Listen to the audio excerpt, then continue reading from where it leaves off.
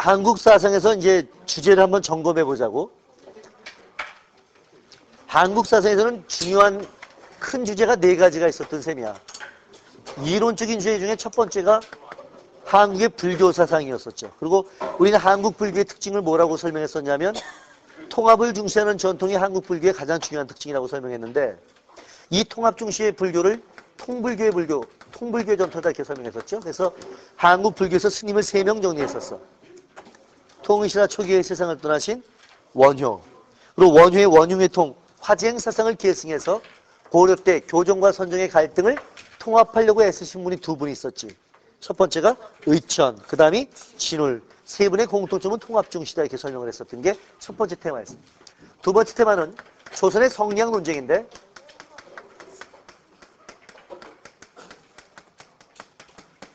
윤리학적으로 말하면 4단 7정 논쟁이라고 말하고 이걸 주리론과 주기론의 논쟁이다 이렇게 설명했었지. 학자들을 붙여서 부를 때는 이황과 이이 논쟁이라고 알려져 있는데 우리는 어디까지 알고 있냐면 이황하고 누가 논쟁했었다? 기대승이 논쟁했었다. 기대승이 주, 기, 이황이 주, 리. 기대승의 주기론을 나중에 이이가 발전시켜서 이이는 주기론이지만 리의 중요성도 동시에 인정했는데 왜냐하면 기는 모양이 다 다르지만 리는 어디나 통한다고 생각을 했다. 이걸 리통, 기국 이렇게 설명했었지. 그지? 이게 2번째 테마였어. 한국 사상의 3번째 테마가 이제 실학사상이야. 실학 가지고 문제를 낸다면 문제는 2가지로 낼 수 있는데 크게 보면 1가지고 작게 나누면 2가지 문제를 낼 수 있어. 실학사상. 우리 실학에서 정약용 선생 한 분만 배울 거야. 정약용의 이론을 하나만 배울 텐데 우리가 아는 것처럼 실학은 무슨 학에 대해서 반발하고 등장한 거야. 성리학에 반발하는 거죠. 그죠? 성리학이 공리공론, 쓸데없는 논쟁이나 펼치고 있는 것에 대해서 반발하면서 민생 문제를 중시하고 등장한 게 실학이다 이렇게 말할 수 있을 텐데 정약용도 실학자니까 성리학에 대해서는 비판적이었었던 거야. 성리학을 비판하는데 핵심은 정약용이 성리학을 뭐라고 비판했냐 이게 핵심이죠. 성리학을 깔 때 정약용이 뭐라고 깠냐면 성리학은 성, 즉, 리 이게 성리학의 기본 이론인데 이 성, 즉, 리가 틀렸다는 거야. 그러니까 성리학은 말부터 틀렸다는 거야. 성, 즉, 리라는 이론이 잘못된 것이다. 이게 정약용 비판이야. 이 말 들으면 누가 떠올라야 되지? 성, 즉, 리가 틀렸다. 누가 떠올라? 양명이 떠올라야 되지. 양명은 성, 즉, 리가 아니라 뭐라고 불렀었더라? 심, 즉, 리. 그래서 내가 정약용한테 질문했어. 선생님, 성, 즉, 리가 틀렸다고 말하시면 그럼 선생님께서도 왕양명 선생이 말한 것처럼 성, 즉, 리가 아니라 심, 즉, 리란 뜻입니까? 이렇게 물었어. 심, 즉, 리가 맞습니까? 정약용이 대답하길 아니다. 심, 즉, 리도 틀렸다 이렇게 말하죠. 성, 즉, 리도 틀렸고 심, 즉, 리도 틀렸다. 주자도 틀렸고 양명도 틀렸다 이렇게 말하는 셈이야. 이 말 뜻을 이해하면 돼. 성, 즉, 리도 틀렸고 심, 즉, 리도 틀렸다. 이게 무슨 뜻일까? 여기를 이해해보자. 본성 속에 하늘의 이치가 들어있다. 우리 본성에 하늘의 이치가 있다. 또는 마음 속에 하늘의 이치가 있다. 자, 본성에 이치가 들어있다고 말하게 되면 인간의 도덕성은 선천적인 것이 돼, 후천적인 것이 돼. 생각해보라고. 우리 본성 안에 하늘의 이치가 있다. 그럼 하늘의 이치가 도덕적인 것이잖아. 도덕의 원리잖아. 본성에 하늘의 이치가 있다고 말하면 도덕성은 선천적이야, 후천적이야. 선천적이 된다고. 마음의 이치가 있어도 마찬가지죠. 우리 마음에 하늘의 이치가 있다. 역시 도덕성은 선천적이게 될 것이야. 성즉 리라고 말하던 심즉 리라고 말하던 이렇게 말하면 사람들의 도덕성은 나일 때부터 갖고 태어나게 되니까 하늘의 이치를 갖고 태어나게 되니까 선천적인 도덕성이 있다. 이런 설명이 될 것이다. 눈치가 빠르면 여기까지만 듣고 정약용 얘기가 짐작이 돼야 돼. 그러면 정약용은 인간의 도덕성을 선천적이라고 본다는 거야? 후천적이라고 본다는 거야? 그럼 짐작은 되지. 이 사람은 인간의 도덕성은 선천적인 게 아니라고 생각을 했었던 거야. 도덕성은 선천적인 게 아니라 후천적으로 만들어진다고 생각했던 거죠. 인간의 도덕은 후천적인 것이다. 후천적인 도덕성이다. 이렇게 생각을 하고 있었던 것이죠.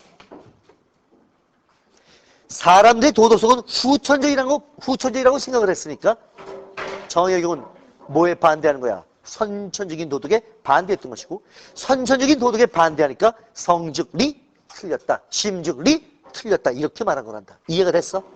됐어? 다시 한번 정의역한테 질문했어. 그럼 선생님, 인간의 선천적인 본성은 뭡니까? 우리 선천적으로 가지고 태어난 건 없습니까? 인간은 선천적으로 백지 상태로 태어납니까? 들어봤나? 인간 백지설 들어봤어? 서양의 아주 유명한 학자 얘기죠. 로크란 친구가 말하기를 인간은 태어날 때 백지 상태로 태어나고 이 백지 상태에서 모든 지식과 관념은 경험을 통해서 형성되는 것이다.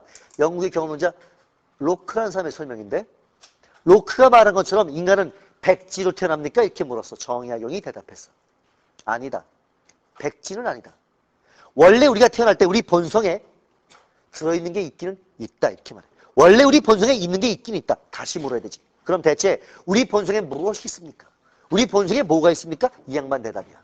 우리가 태어날 때 본성에 가지고 태어난 것, 본성에 가지고 태어난 것, 그것이 있는데, 우리 본성에 뭘 가지고 태어나냐면 우리 본성엔 여러 가지를 좋아하는 감각적 성향을 가지고 태어난대요. 원래 우리 본성에 날 때부터 가지고 태어난 게 있기는 있는데, 우리 본성에 뭘 가지고 태어나냐면 여러 가지를 좋아하는 감각적 성향을 가지고 태어난다는 거예요. 감각적 성향을 가지고 태어난다. 감각적 성향을 가지고 태어난다. 예를 들어보자. 단 걸 좋아하는 성향, 신 걸 좋아하는 성향, 매운 걸 좋아하는 성향, 이런 식으로 어떤 걸 좋아하는 성향을 우리 본성에 가지고 태어난다는 거야. 산을 좋아하는 성향, 물을 좋아하는 성향, 이런 식으로 어떤 걸 좋아하는 성향을 인간은 가지고 태어난다는 거야. 근데 이 성향들 속에는 이런 것도 있대.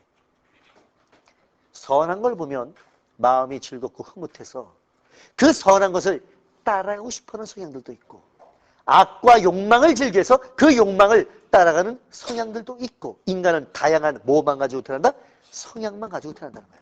이렇게 여러 가지 성향을 가지고 태어난 다음에, 그 다음에 자기 자신의 생활 속에서 자기 자신의 노력에 따라서, 자기 자신의 실천 의지에 따라서 선한 걸 좋아하는 성향을 따라서 애써서 선한 일을 한 번, 두 번, 세 번 하다 보면 선이라는 도덕성이 형성되기도 하고, 악이나 욕망을 즐겨서 욕망을 한 번, 두 번, 세 번, 네 번 따라다 보면 악이라는 도덕성이 형성되기도 하는 것이니, 도덕성이란 생활 속에서 노력에 따라서 형성되는 것이다. 후천적으로 만들어져가는 것이다. 한 번 더. 인간은 태어날 때 본성 속에 뭐만 가지고 태어난다? 성향만 가지고 태어난다. 이 성향 가지고 어떤 노력을 했느냐, 어떤 실천 의지를 가지고 있느냐에 따라서 도덕성은 형성되는 것이다. 이해가 됐어? 그러니까 도덕성은 선천적인 것이 돼, 후천적인 것이 돼. 후천적인 것이 되는 것이지. 이해가 됐나? 됐나?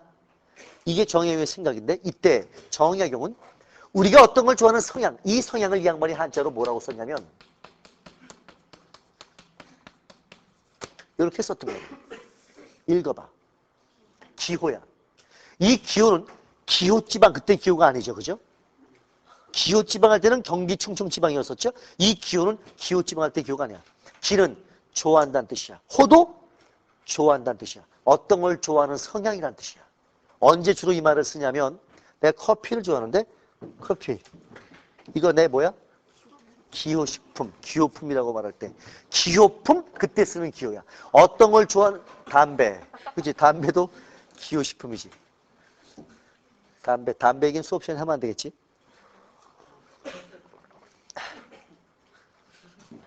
내가 처음 담배 핀 게 6살 때인데, 우리 할머니가 나한테 담배를 주신 거야. 근데 지금도 그 담배 이름도 기억이 나. 백조라는 담배였었는데, 왜 담배 먹고 맴맴, 고추 먹고 맴맴, 그런 노래 하나? 우리 꼬맹이 때 불렀던 노래인데, 내가 나중에 담배 피우고 대학에 들어가서 담배를 피기 시작을 했는데, 담배를 피기 전에 한 달 반 동안 고민했어. 내가 담배를 피는 행위를 어떻게 정당화시킬 수 있을 것인가 가지고 한 달 반을 고민한 적이 있었어. 그때 내 참 웃겨. 요즘에도 약간 그런 경향이 있는데, 내가 좀 웃기는 성질을 가지고 있는 게, 논리적으로 내가 나를 납득시키지 못하면 내가 어떤 행동을 잘 못하겠는 거야. 그래서 내가 어떤 행동을 하기 전에 적어도 논리적으로 내가 스스로 납득이 돼야 된다고 생각을 했고, 내가 담배를 필 수 있으려면 담배를 피는 걸 나 스스로 정당화시킬 만한 근거가 있어야 된다고 생각을 했는데, 궤변으로 정당화시켰지. 궤변? 누구였더라? 소피스트 궤변. 그 궤변으로 날 정당화시키게 만들어줬던 경험 중에 하나가, 담배 피지 마. 담배 한번 피면 참 끊기 힘들어. 지금도 내가 담배를 못 끊고 있는데, 담배 안 피면 좋겠어. 아직 안 배웠으면 안 피는 게 좋고, 담배 배웠어도 빨리 끊을수록 그러니까 잘 끊을 수 있어. 그러니까 담배 끊으면 좋겠다 싶은데, 담배 피우면 많이 피곤해져. 그러니까 건강에 안 좋은 건 누구나 알잖아. 많이 피곤해져. 그래서 안 피우면 좋겠는데, 내가 담배 피우는 걸 스스로 정당화시킬 때, 요즘에는 일회용 라이터가 어디나 있지 않냐? 라이터가 거기가 쉽잖아. 옛날에 일회용 라이터가 없었단다. 그럼 담배를 주로 뭐로 불을 붙였는 줄 알아? 성냥으로 불을 붙였는데, 각성량들. 그래서 그 카페나 이런 데 가면 되게 각성량들, 예쁜 성냥들이 주로 있었어. 성냥으로 불을 붙이는데 성냥은 이제 많지 않으니까 성냥 알갱이가 떨어질 때가 있지 않냐? 그럼 담배불 못 붙이잖아. 그때는 어떻게 하냐면 불을 빌려. 요새는 그런 말이 없지만 옛날에서 불 좀 빌립시다 이런 말이 있었어. 불 좀 빌자 그러면 담배불을 빌려달라는 뜻이었던 거야. 그럼 상대한테 담배불을 빌린다. 담배불을 빌고 담배불을 붙이면 어떻게 붙이냐면, 담배불을 붙인 걸 본 적이 있는지 모르겠는데, 내가 이제 내 생담배 입에다 물고 상대방의 담배불을 가지고 와요. 그리고 담배불을 내 담배 끝에다 대. 근데 상대방의 담배불을 가지고 와서 내 담배 끝에다 댔다고 불이 붙지는 않아. 어떻게 해야지 불이 붙는 줄 알아? 어떻게 알아 너? 내가 빨아야 돼. 내가 빨아야지 담배불이 붙어. 근데 야 이거 재밌지 않냐? 불 좀 빌립시다라고 내가 말해야지 상대가 나한테 담배를 건네줘. 그 담배 가지고 와서 그냥 가지고 왔다고 불이 붙진 않아. 내 담배 닿아야 돼. 닿는 거로 불이 붙지 않아. 불이 내 담배에 닿아도 그 자체는 불이 붙지 않아. 내가 빨아야 돼. 내가 빨아야 돼. 내가 빨아서 그래서 담배가 불이 붙지 않냐 내 담배. 내 담배에 불이 붙으면 원래 나한테 불을 빌려준 상대방의 담배불이 약했다고 해도, 그 담배불이 죽어가는 상태에 약했다고 해도 내가 빨면 내 담배로 불이 붙을 뿐만 아니라 그 약했던 불이 살아나. 그래서 상대방의 담배불도 불이 살아나서 불이 강해져. 내가 무슨 말하는지 모르는구나. 삶이란 이런 것이다. 인간관계란 이런 것이다. 나중에 곰곰이 생각해봐. 돌아가서 내가 무슨 말 하다가 기호. 어떤 걸 좋아하는 성향을 한자로 뭐라고 부른다고? 기호라고 부르는데, 결국 우리 본성 안에는 뭐만 들어있는 셈이야? 기호만 들어있는 셈이다. 이런 설명이 되네. 우리 본성에는 기호만 들어있는 셈이다. 이런 정약용 이론을 뭐라고 부르냐면 성기호설이라고 부른단다. 중얼중얼 해봐. 성기호설이라고 말해. 우리 본성에는 뭐가 있다? 기호가 있다. 도덕 자체가 있는 게 아니라 어떤 걸 좋아하는 성향만 있다라는 것인데, 그걸 무슨 설? 기호설. 정약용은 뭘 강조하고 싶었던 거야? 후천적인 뭐를? 노력을 강조하고 싶었던 거야. 후천적인 실천을 강조하고 싶었던 것이니까, 선천적으로는 도덕 자체가 있지는 않다. 선천적으로는 성향만 있고 후천적인 노력에서 도덕은 만들어져 간다. 이 말하고 싶었던 것이지. 됐어? 됐어? 정약용 결론. 선악은 누가 만든 것이다? 자기 스스로가 만든 것이다. 선악은 누가 책임져야 된다? 자기 스스로가 책임져야 된다. 이 말을 하고 싶었던 건데, 정약용은 결국 인간 스스로가 자율적인 도덕의 주체다. 스스로가 선악을 형성시켜 나가니까 자율적인 도덕의 주체다. 이걸 강조하고 싶었던 거지. 이 정약용 이론을 다시 한번 중얼중얼 뭐라 한다? 성기호설. 뭐에 반대하는? 성. 즉 리에 반대하는 성기호설. 내용은 선천적인 도덕 반대하고 후천적인 실천 중심, 후천적인 노력 중심의 관점이다. 이렇게 말할 수 있겠다. 됐어? 오케이. 문제 한번 풀어보자. 연습 문제 뒤로 넘어가 보세요.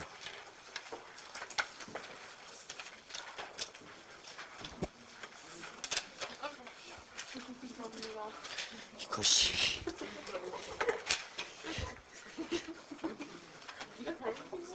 35페이지에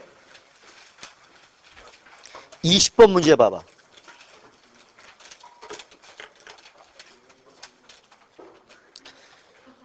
지문은 뭐 기니까 나중에 읽어보기로 하고 밑에 쭉 내려가 봐. 수능 문제 이렇게 친절하게 낸다고. 정약용의 뭐에서 베꼈대? 전론, 정약용 얘기래. 답은 그냥 나오겠지. 보기 빨리 검토해봐.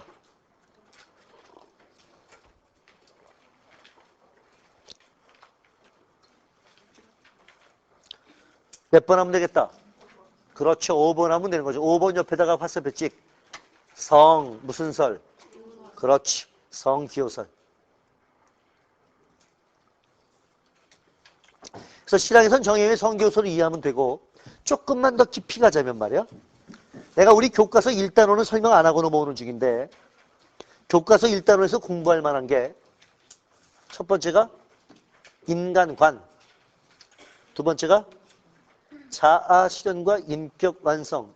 이 정도의 개념만 정리하면 되니까 사실 어렵지 않고, 세 번째가 이상사회와 사회사상의 문제. 그게 이제 이데올로기의 문제인데 이데올로기의 문제는 나중에 내가 따로 쫙 묶어서 정리해 줄 거니까 교과서 1단원에서는 깊이 있게 공부할 만한 테마는 별로 없는데 그중에 첫 번째가 인간관의 문제가 있다 그랬죠. 인간관. 너희가 혼자 교과서 읽으면 잘 이해가 안 될 대목들이 있을 테니까 인간관 조금만 설명하자면, 인간관 가지고 문제를 내면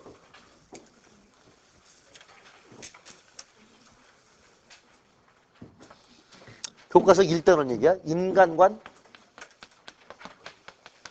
첫 번째는 서양의 인간관, 두 번째는 동양의 인간관, 세 번째는 한국의 인간관, 이렇게 나오는데 서양의 인간관 중에서는 너희 선배들 6차 때 배웠던 애들은 서양의 인간관을 3가지 배웠었고 너희 교과서 7차 교과서는 서양의 인간관이 2가지밖에 안 나와. 2가지밖에 안 나와. 하나가 이성 중심의 합리주의적 인간관, 또 하나가 오랜 세월 서양을 지배했던 기독교의 인간관, 2가지가 나오죠. 뭐 따로 설명하지 않아도 돼. 이성 중심의 인간관이라고 말할 수 있고, 기독교의 관점에 따르면 인간은 누가 만든 피조물이야, 신이 만든 피조물이라고 바라보는, 그지? 그런 관점이라고 말할 수 있고, 교재에는 따로 없어. 그냥 보고 끄떡끄떡이면 돼. 동양의 인간관에서는 첫 번째 유학의 인간관 나올 것이고, 두 번째 도가의 인간관 나올 것이고, 세 번째 불교 인간관 나오겠지. 당연히 유불도 배웠으니까 이거 그냥 해결할 수 있는 문제가 돼. 한국의 인간관에서는 첫 번째 단군 신화의 인간관. 하늘의 환웅과 땅의 웅녀가 만나니 인간 단군이 태어나다. 천지인 조화중시의 인간관. 그지? 그런 인간관을 단군 신화 인간관이라고 말하지. 두 번째가 삼국세 이후로 넘어가면 이제 유학, 도가, 불교 다 유불도가 다 들어오죠. 유불도가 역시 또 한국의 인간관이 되는데 그거는 이거랑 마찬가지니까 유불도 따로 안 해도 될 것이야. 고려 때 불교 따로 할 필요 없겠지. 조금만 강조한다면 우리나라 불교 뭐 중시? 조화 중시, 통합 중시, 이 정도의 인간관 되나? 조선에 넘으면 조선은 뭐가 지배했어? 성리학. 역시 여기서 정리해야 되니까 성리학 따로 안 해도 돼. 조선 후기로 가면 이제 뭐가 등장해? 신학. 그러니까 한국의 인간관 중에 유불도를 빼면 별도로 할 대목은 단군 신화에서 강조하는 게 뭐였냐? 신학에서 강조하는 게 뭐였냐? 조선 말로 가면 인간이 곧 하늘이다. 무슨 사상이야? 통학의 인간관, 이 정도가 나오는 셈이야. 되나? 이 중에서 이론적으로 내 설명을 조금 듣고 보면 훨씬 쉬워지는 게 실학과 유학이야. 실학 얘기 마저 정리해보자고. 우리가 지금 실학을 공부하는 중이니까 실학의 인간관이야.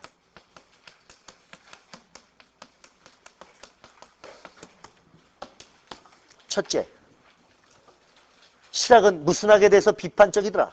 성리학에 대해서 비판적이더라. 성리학 비판이야.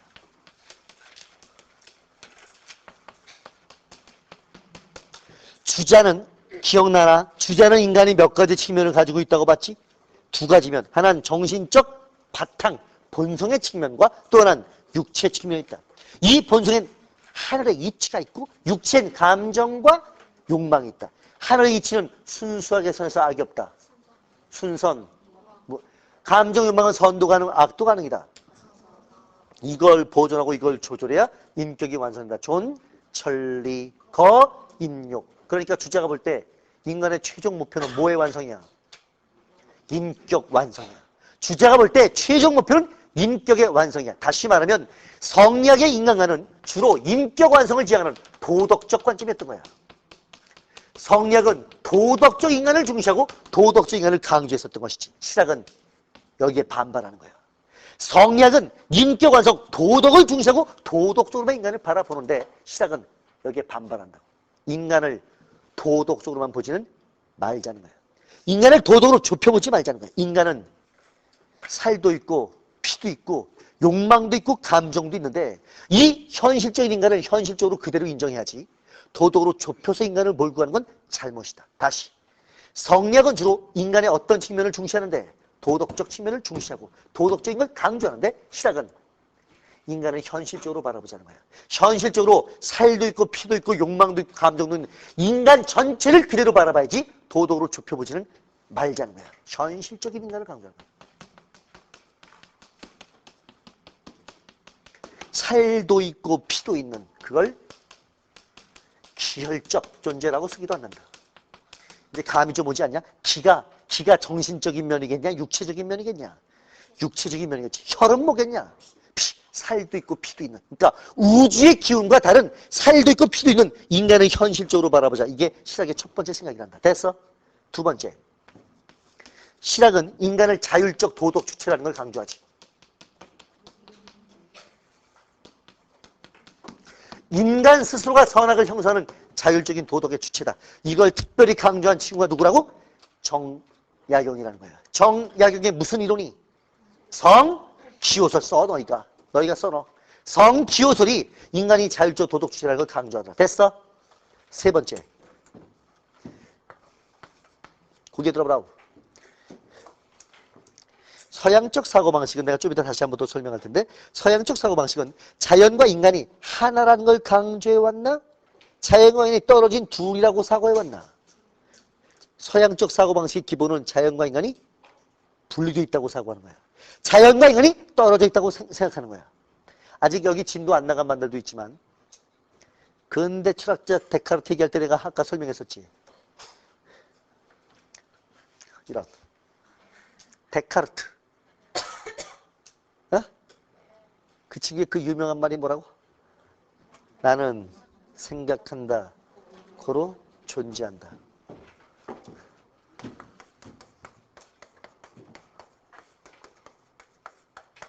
생각하는 나. 이걸 철학에서는 주체라 그래. 생각하는 나라고 말하는 순간 내 바깥에 뭐가 있게 돼? 생각되어지는 것들이 있게 돼. 생각되어지는 것들, 이걸 대상이라고 그래. 또는 다른 말로는 주체에 반대되는 뭐라고? 객체라고 그래. 생각하는 나라고 말하는 순간, 주체의 정립을 말하는 순간 내 바깥엔 객체가 존재하게 돼. 이걸 인간이라고 본다면 이건 뭐야? 자연이 되는 거지. 서양적 사고방식은 자연과 인간이 하나라고 보는 거야? 떨어져 있다고 보는 거야? 떨어져 있는 둘이라고 생각하는 거야. 자연과 인간이 떨어져 있는 둘이라고 생각해. 이걸 이분법적 사고방식이라고 말하는데 이분법적으로 자연과 인간이 떨어져 있다? 그러니까 그 다음에 무슨 말 나오냐면 내가 자연에 대해서 생각하지. 이 자연에 대해서 많이 알면 알수록 자연을 많이 알면 알수록 자연을 더 많이 이용할 수 있고 더 많이 지배할 수 있다. 이런 논리가 가능해지는 거야. 자연과 인간을 분리시켰을 때 그것에 대해서 안다는 얘기도 나오게 되고 그것을 이용한다. 그것을 개발한다. 이게 가능해지는 거란다. 그래서 이분법적 사고방식에서 정복자적 관점이 나온다. 정복자적 자연관이 나온다. 이렇게 말하는 것이야. 이해가 됐냐? 됐냐? 다시 정리. 서양적 사고방식은 자연과 인간이 하나라고 봐왔다. 떨어진 둘이라고 봤다. 떨어진 둘이라고 봤다. 이분법적으로 봤다. 그러니까 무슨 관점으로 쉽게 나간다? 정복자적 자연관으로 쉽게 나간다. 여기까지 이해가 됐어? 여기까지 됐어? 아, 됐어? 반면에 동양적인 사고방식은 자연과 인간이 떨어져 있다는 걸 강조했을까? 하나라는 걸 강조했을까? 동양적 사고는 하나라는 걸 강조하는 경향이 강했단다. 하나라는 걸 강조하는 경향이 가장 대표적인 게 이런 얘기 하신 분이죠. 자연 만물과 나는 한 몸이다. 한자로. 물, 일체. 누구 얘기야? 자연과 인간이 하나다. 이게 동양적 사고라고 말할 수 있단 말이야. 동양은 자연과 인간이 하나라는 걸 강조하는 경향이 강했었는데 그런데 시락은 유별나다는 거야. 시락도 한국 사상이야. 실학도 동양사상이야. 그런데 실학은 자연과 인간이 하나라고 생각하지 않는다는 거야. 실학은 자연과 인간이 떨어져 있다고 생각해. 인간을 자연으로부터 독립시키는 거야. 인간을 자연으로부터 분리시켜.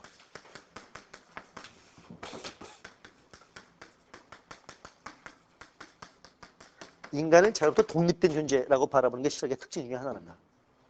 그러니까 이런 사고방식은 동양 전통보다는 어디 사고방식에 가까워진다? 서양적 사고방식에 가깝다고 말할 수 있을 텐데 실학은 자연과 인간을 분리시켜 사고하더라는 거야. 하나 배우면 둘을 껴쳐봐라. 나봐봐라. 자연과 인간이 하나라고 볼 때랑 자연과 인간이 떨어져 있다고 볼 때랑 과학, 기술 발전은 언제가 유리하나? 떨어져야 유리해. 떨어져야 알고, 떨어져야 이용하고, 떨어져야 개발하니까 떨어져 있다고 바라볼 때 과학기술 발전은 훨씬 더 유리할 수밖에 없어. 그러니까 현대 과학기술 문명을 동양이 주도해, 서양이 주도해. 서양이 주도한다고 말하게 되는 거야. 되나? 사고방식 자체가 그렇다는 거야. 내 말 이해가 돼? 아, 돼? 그런데 실학은 자연과 인간이 떨어져 있다고 바라봐. 동양적 사고보다는 어디 사고방식이 가까워? 서양적 사고방식이 가까워. 그러니까 실학에서 무슨 주장이 쉽게 나오겠냐? 과학기술 얘기가 쉽게 나오는 거야. 상공업 발전 얘기가 쉽게 나오는 거란다. 실학은 자연과 인간을 분리시키고 사고하니까 서양적으로 사고하니까 과학기술 발전, 상공업 발전 이런 논리가 실학에서 쉽게 제기가 되는 거란다. 내 말 이해가 됐나? 정리해보자. 실학 가지고 문제를 낼 때 실학의 인간관 정도는 알아야 된다. 머리로 해보자. 첫째, 실학은 무슨 학에 대해서 비판적이다. 성리학은 인간을 주로 어떤 측면에서 강조했는데 도덕적으로 강조했는데 실학은 인간을 현실적으로 보고 싶어한다. 살도 있고 피도 있는 기혈적인 존재로 인간을 보고 싶어한다. 오케이? 됐어? 두 번째, 실학은 인간이 자율적 도덕 주체, 스스로 선악을 만드는 도덕 주체라는 걸 강조한다. 누구의 이론에서? 정약용. 무슨 이론에서? 성기호설에서. 됐어? 실학은 자연과 인간이 떨어져 있다고 사고한다. 동양적 전통보다는 어디 사고방식이 가깝다? 서양적 사고방식이 가깝다. 이 정도는 정리가 돼야 되겠지. 됐나? 좋았어. 그 앞에 문제로 돌아가봐. 아까 연습 문제에서.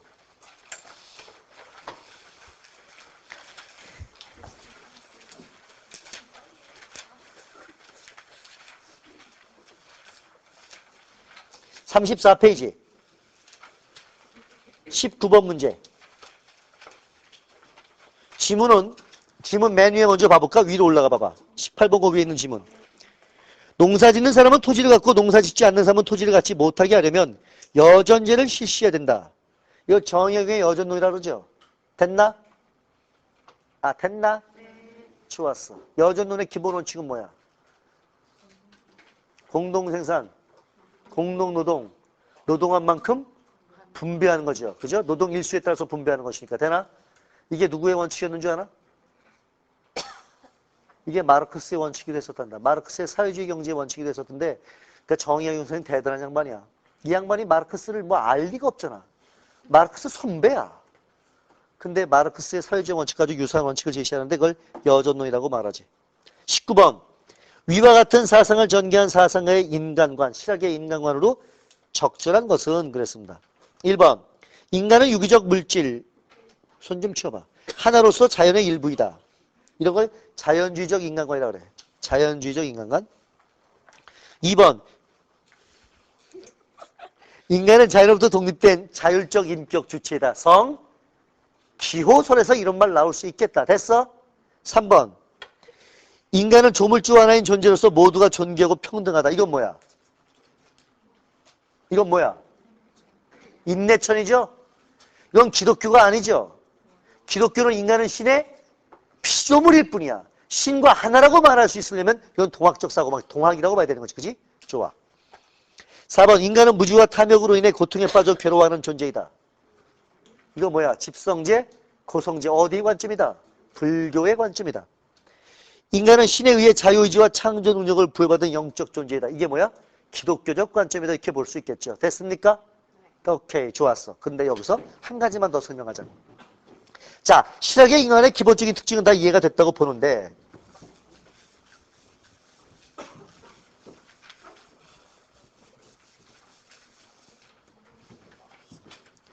나머지 가지고 문제를 내면 무지하게 쉬워요. 예를 들면 합리주의적 인간관, 인간은 무슨 존재다, 이성적 존재다, 뭐 이런 식으로 나갈 거야.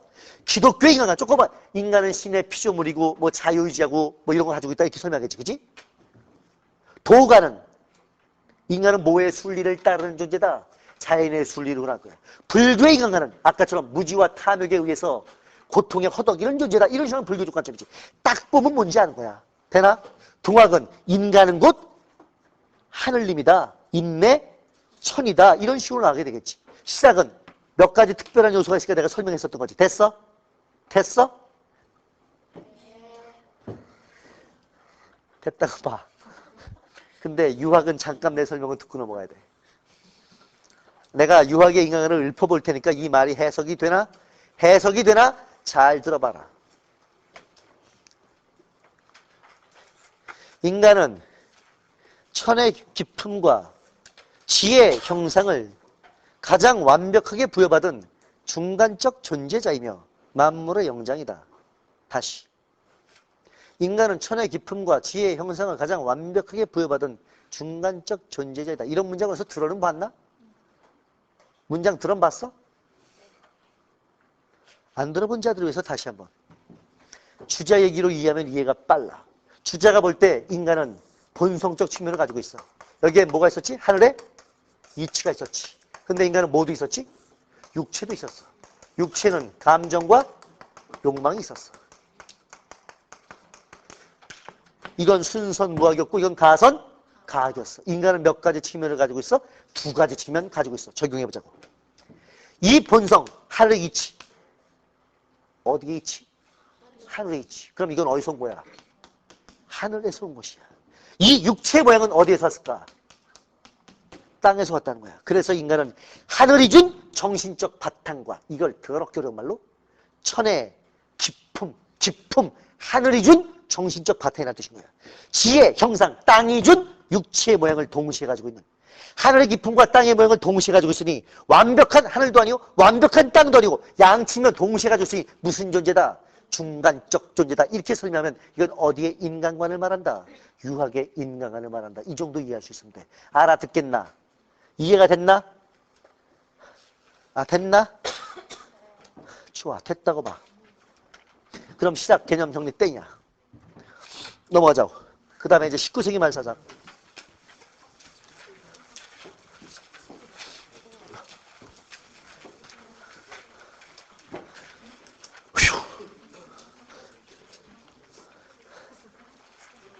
조금만 쉬었다 하자. 힘들어 죽겠다. 조금만 쉬었다 19세기 하자. 잠깐만 쉴 테니까 화장실 다녀와.